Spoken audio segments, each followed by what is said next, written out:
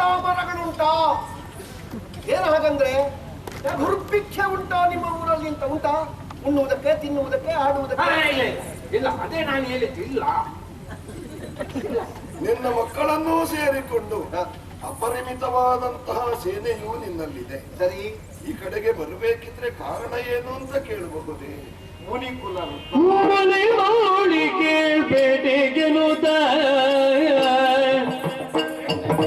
ಮುನಿ ಮೌಳಿ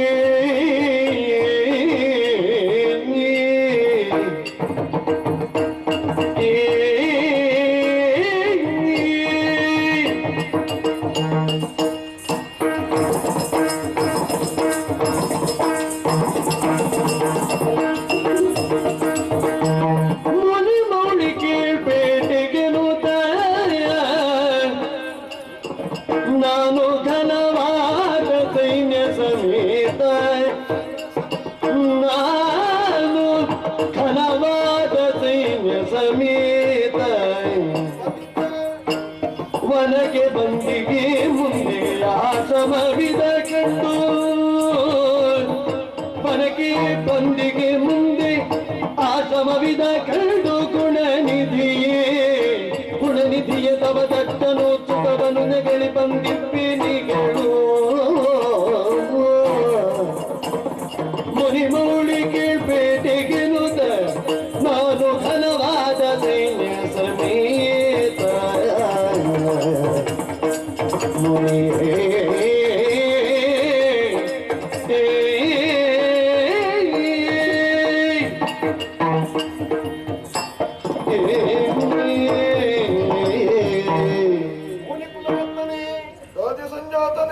ಮುನಿಕುಲದಲ್ಲಿ ಮಾಳ ಮೌಳಿಗೆ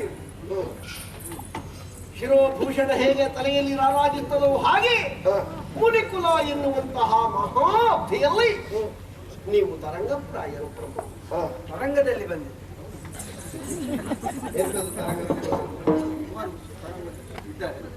ಪುಣ್ಯಾತ್ಮ ವಾಕ್ಯ ಒಂದು ಪೂರ್ಣ ಮಾಡಿ ಸಮುದ್ರ ನಾಲೆಗಳ ಹಾಗೆ ಮಿಂಚುತ್ತಿರುವ ತರಂಗದಲ್ಲಿ ಬಂದಿದೆ, ಅಲೆಯಲ್ಲೂ ಬಂದಿದೆ. ಬೇಸರವಿಲ್ಲವಪ್ಪ ಅವನಿಗೆ. ಆ ಮರದ ಬಾಯಿಯಿಂದ ಅಮರವಾಣಿ ಬರುವುದಕ್ಕೆ ಸಾಧ್ಯ. ಅವನಿಗೆ ಯಾವ ವಿಷಯ ಆದ್ರೂ ಮೊದಲು ಹೇಳಬೇಕು ಅಂತ ತಾವು ಕಾಣ್ತೇನೆ. ಉಲ್ಲಾಸ ಅದು ತಪ್ಪು ಸರಿಯೋ ಮೊದಲು ಹೇಳಬೇಕು. ಸ್ವಾಮಿ, ಇವರ ದೂರನ್ನಾರಿಸಿ ನಾ ಪೇಟೆಗೆ ಬಂದಿದ್ದೆ. ವಿಶ್ವಾಸದ ಉಂಟ ಇವರ? ಇಲ್ಲ ಇಲ್ಲ, ಯಾವಾಗಲೂ ಇಲ್ಲ. ಅಪರೂಪಕ್ಕೊಮ್ಮೆ ಉಪದ್ರ ಕಾಡಮೃಗಗಳು ಹೆಚ್ಚಾದಾಗ ಬಂದು ಕೊಡ್ತಾರೆ ದೂರು. ಅದನ್ನು ಕಾಣುವಾಗ ನಿನಗೆ ನಿತ್ಯವೂ ದೂರು ಕೊಟ್ಟು ನಿನಗೆ ನಿದ್ದೆ ಇಲ್ಲದ ಹಾಗೆ ಮಾಡ್ತಾರೋ ಅಂತ. ಸ್ವಾಮಿ, ಮಹಾರಾಜನಾದ ನಾನು ಪ್ರಜೆಗಳಾದ ಅವರ ಯೋಗಕ್ಷೇಮವನ್ನು ತಿಳಿಯದೇ ಇದ್ರೆ ನಾನು ಅರಸನಾಗ್ತೀನಿ. ಹೌದಾ? ಪೇಟೆಗೆ ಬಂದು ಇನ್ನೇನು ಹೊರಡೋಣ ಅಂತ ಆಗುವಾಗ ತಮಾಶ್ರಮ ಉಂಟು ಅಂತ ಗೊತ್ತಾಯ್ತು. ಇಲ್ಲಿಗೆ ಬಂದೆ, ಅಭಿವಾದನವನ್ನು ಸಲ್ಲಿಸಿದೆ. ನಿಮ್ಮ ಮಂತ್ರಾಕ್ಷತೆ ಆದಷ್ಟು ಬೇಗ ನಮಗಾದ್ರೆ ಹೊರಡುವುದಕ್ಕೆ ನಾವು ಸಿದ್ಧರಿದ್ದೇವೆ. ಹೌದು. ದೊರೆಯೇ ಕೇಳತಿಥಿಯು ನೀನು, ದೊರೆಯೇ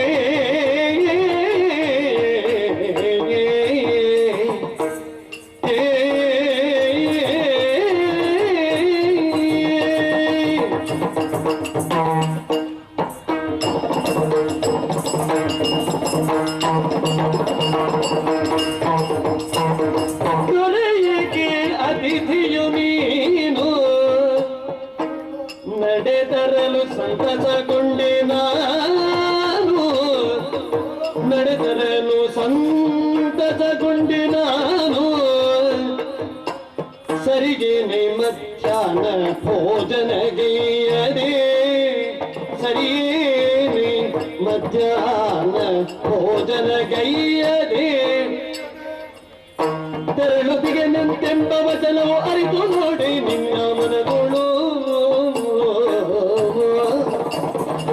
ತೊರೆಗೆ ಕೇಳಿ ಅತಿಥಿಯು ನೀನು, ನಡೆದರಲು ಸಂತಸಗೊಂಡೆ ನಾನು. ದೊರೆಯೇ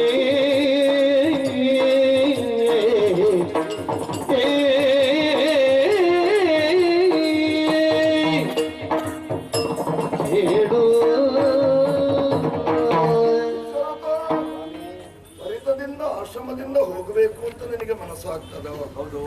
ಸಾಧುವಲ್ಲೋ? ಯಾಕೆ? ಅತಿಥಿಯು ನೀನು. ಅತಿಥಿ ದೇವೋಭವ ಅನ್ನೋದನ್ನು ನಾವು ಯಾವತ್ತೂ ಮರೆಯಬಾರದು. ಸರಿ. ಬಂದಂತಹ ಹೊತ್ತು ಯಾವುದು? ನೇಸರನ್ನು ನಡುನೆತ್ತಿಯಲ್ಲಿದ್ದ. ಹೌದು. ಮಧ್ಯಾಹ್ನದ ಅಶ್ವಿ ಸರಿ. ಓ, ಮಧ್ಯಾಹ್ನದ ಹೊತ್ತು ಮುಂದೆ ಹೋಗಬೇಕಾದ ಸಮಯ.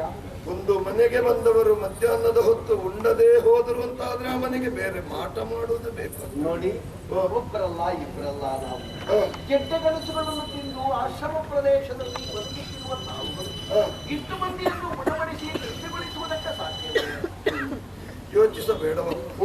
ಷಡ್ರಶೋಪೇತವಾದಂತಹ ಭೋಜನವನ್ನು ಮಾಡಿದಂತಹ ನಿನಗೆ ಆಶ್ರಮದಲ್ಲಿ ಏನನ್ನು ನಾನು ಕೊಡಬಹುದು? ನನಗೆ ಏನು ಸಿಕ್ಕಿದ್ರು ಸಾಕು. ಅದು ಹಾಗಲ್ಲ, ಇಷ್ಟು ಮಂದಿಗಳಿಗೆ ಕೊಡ್ಲಿಕ್ಕೆ ತಮ್ಮಲ್ಲಿ ಒಮ್ಮೆ ಆದೀತ.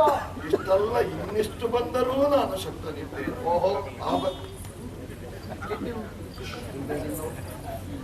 ಆದ್ದರಿಂದ ಯಾವುದೇ ರೀತಿಯ ಸಂಶಯವನ್ನು ನೀನು ತಾಳದೆ ನಾನು ಕೊಡುವಂತಹ ಕಿರು ಉಪಚಾರ ಅದನ್ನು ಸ್ವೀಕರಿಸಿ ನೀನು ಹೋದ್ರೆ ನನ್ನ ಮನಸ್ಸಿಗೆ ನೆಮ್ಮದಿ. ಉಣ್ಣದೇ ಹೋದೆ ಅಂತ ಅದು ನನಗೆ ಬೇಸರವಾದ. ನಿಮ್ಮ ಮನಸ್ಸಿಗೆ ನೋವು ಮಾಡಿಲ್ಲ. ಇದು ಸನಿಹದಲ್ಲೇ ಇರುವಂತಹ ತೊರೆಯಲ್ಲಿ ಬಿಂದು ಭೋಜನ ಶಾಲೆಗೆ ಹೋಗ್ತೇವೆ. ಎಲ್ಲವನ್ನು ಅವರನ್ನು ಇಷ್ಟು ಒತ್ತಾಯ ಮಾಡುವಾಗ ನಾವು ಊಟ ಮಾಡದಿದ್ರೆ ಊಟ ಮಾಡಬೇಕು ಅಂತ ಅದರಿಂದ ಆಶ್ರಮ ಒಟ್ಟು ಮುಕ್ಕುದಲ್ಲ, ಮತ್ತೆ ಸ್ನಾನ ಮಾಡಬೇಕು. ನಾನು ಮೊನ್ನೆ ಏಕಾದಶಿಗೆ ಮಾಡಿದ್ದೆ. ಹಾಗಿದ್ರೆ ದ್ವಾದಶಿಗೆ ಊಟ ಮಾಡುವ. ಅಲ್ಲ, ನನ್ನ ಅಜ್ಜಿ ಹೇಳಿದ್ದಾರೆ ಏನಂತ? ನಾರಾಯಣ ಅಂತ ಹೇಳಿದ್ರೆ ಸ್ನಾನ ಮಾಡಿದ ಫಲ ಉಂಟು. ಅವನ ಅಜ್ಜ ಹೇಳ್ತಿದ್ರು, ಕೃಷ್ಣ ಅಂತ ಹೇಳಿದ್ರೆ ಸ್ನಾನ ಮಾಡಿದ ಫಲ ಎಲ್ಲ ಬರ್ತದೆ, ಊಟ ಮಾಡಿದ ಯೋಗ ಎಲ್ಲ ಬರ್ತದೆ. ಆದ್ರೂ ಹೊಟ್ಟೆ ತುಂಬುತ್ತದ. ಇದರಲ್ಲಿ ಕೊಳೆ ಹೋಗ್ತದ ಬುದ್ಧಿ. ಎಂತದ್ದು ಬಿಸಿ ಎಂತದಕ್ಕೆ ಚಿಂತೆ ತೆಗೆದುಕೊಂಡದ್ದು ಈಗ ಬ್ರಾಹ್ಮಣರ ಮನೆಯಲ್ಲಿ ಬಿಸಿ ಇರ್ತದೇನು? ಬಿಸಿ ನೀರಿಲ್ಲ. ಎಂತ ಬ್ರಾಹ್ಮಣರು ಸ್ವಾಮಿ? ಇಲ್ವಾ?